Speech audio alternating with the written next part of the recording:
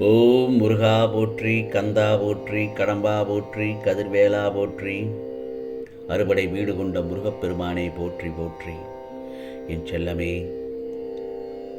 நாளை உன் விருப்பங்கள் நிறைவேறும் நல்லதொரு திடீர் திருப்பம் தரும். ஆம் செல்லமே, திடீர் திருப்பங்கள் நிகழும். இந்த முருகப்பெருமான் சொல்வதை கேட்டு நிம்மதியாக தூங்கு. இந்த முருகப்பெருமான் சொல்லும் ஒவ்வொரு விஷயத்தையும் எல்லாம் நடக்கும், நன்றாகவே நடக்கும் என்று முழுமையாக நம்பு என் செல்லமே. உனக்கு நல்லதாகவே நடக்கும். ஏனென்றால் உன் வாழ்க்கையை திருத்தி அமைப்பதற்கும் நல்லதொரு விதமாக உன் வாழ்க்கையை மென்மேலும் உயர்த்துவதற்கும் உன்னோடு இந்த முருகப்பெருமான் துணையாக நான் இருக்கிறேன். பிறகு ஏன் வருத்தப்படுகிறாய்? எதற்காக எல்லாவற்றையும் பார்த்து பார்த்து ஏங்குகின்றாய் என் செல்லவே? நீ முருகப்பெருமானின் செல்ல பிள்ளை, என் தங்க மகளாகவும் மகனாகவும் இருக்கின்றாய். உன்னுடைய வாழ்க்கையை தவறானதாக நான் அமைத்து கொடுப்பேனா? இந்த முருகப்பெருமான் மேல் முழு நம்பிக்கை இருந்தால் இனி நீ தைரியமாக இருக்கலாம். உனக்கு எது கொடுக்கப்பட்டு இருக்கின்றதோ அதற்கு முதலில் நன்றி சொல். முருகா, எனக்கு இந்த நல்லதொரு வாழ்க்கையை அமைத்து கொடுத்திருக்கிறீர்கள், அதற்கு முதலில் நன்றி தெரிவித்துக்கொள்.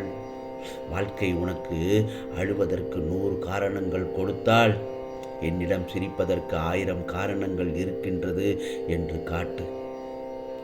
ஆம் செல்லமே, அப்படி நீ ஒவ்வொரு நேரத்தையும் நன்றாக கடந்து சென்றால் உன் வாழ்க்கை அழகாக மாறும்.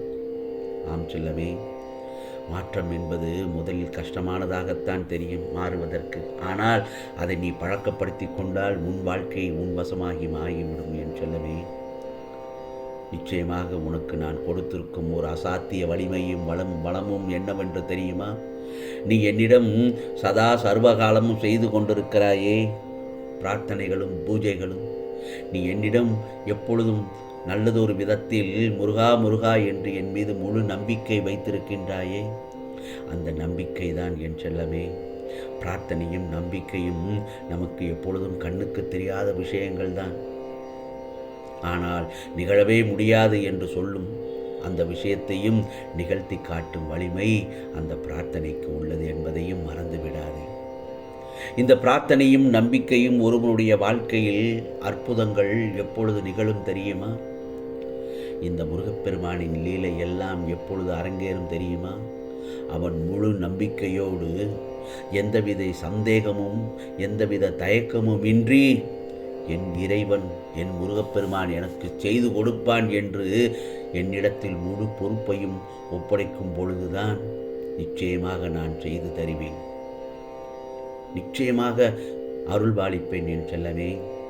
என் வாழ்க்கையில் இது நிகழ்ந்தே தீரும் என்று அவன் முழுவதாக ஒரு விஷயத்தை நம்பும்போது அந்த இறைவனின் விளையாட்டு அங்கே ஆரம்பமாகின்றது. நம்பிக்கை கூடிக்கொண்டே இருக்கும் பொழுது இந்த இறைவன் நிச்சயமாக அந்த நம்பிக்கை காப்பாற்றுவதற்கான தன் லீலைகளை துவங்கி விடுவான். அந்த இறைவன் எனக்கு செய்து கொடுப்பான் என்று எதை நீ திரும்ப திரும்ப சொல்லிக்கொண்டே இருக்கின்றாய உன் மனதில் கற்பனையாக அசை போட்டு கொண்டே இருக்கின்றாயோ அதை நிச்சயமாக அந்த இறைவன் உனக்கு செய்து கொடுத்தே தீருவான். ஆனால் இதில் நடுவில் 1000 சாதனைகள் வரலாம், 1000 சோதனைகள் வரலாம். நீ கேட்ட அந்த நிகழ்வு உனக்கு நடக்காததே போன்று தோன்றலாம். இனி எப்பொழுதும் இது நடக்க வாய்ப்பே இல்லை என்று உன் மனம் தடுமாறும்படியான நிகழ்வுகளும் நடக்கலாம். ஆனால் இவையெல்லாம் உனக்கு இறைவன் வைக்கும் சோதனைகள் தான் என் செல்லமே. இவ்வாறான எதிர்மறையான பல சோதனையான நிகழ்வுகள் உன் வாழ்வில் நடக்கின்றதே என்று நீ உணரும் பொழுது என்ன செய்ய வேண்டும் தெரியுமா?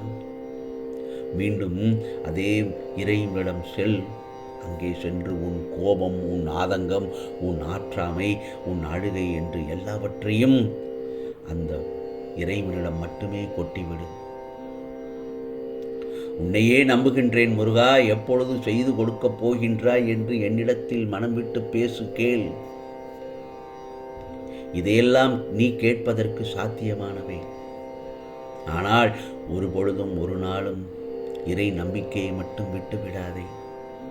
இனி நீ எனக்கு செய்து தரப்போவதில்லை, இனி நான் உன்னை நம்பப் போவதில்லை என்ற வார்த்தைகள் ஒருபொழுதும் உன் மனதிலும் உதட்டளவிலும் கூட சொல்லக்கூடாது, சொல்லிவிடாதே. அந்த தருணம் இறைவனிடமிருந்து நீ விலகி விடுவாய். புரிகிறதா? எவ்வளவுதான் நீ பாதிக்கப்பட்டாலும் ஒரு துளி நம்பிக்கையை உன் மனதில் ஓரத்தில் வைத்துக்கொள். அந்த ஒரு தொழில் நம்பிக்கை போதும், நீ நினைத்ததை சாதித்து காட்டிவிடும்.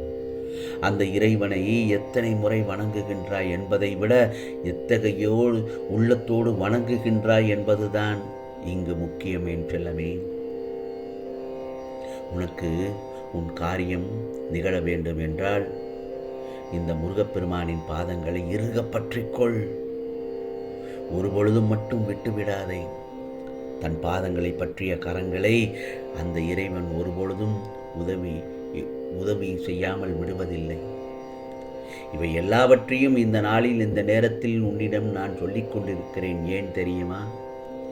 இனி உனக்கான சோதனை காலம் எல்லாம் முடிவுறப் போகிறது, முற்றுப்பெறப் போகின்றது.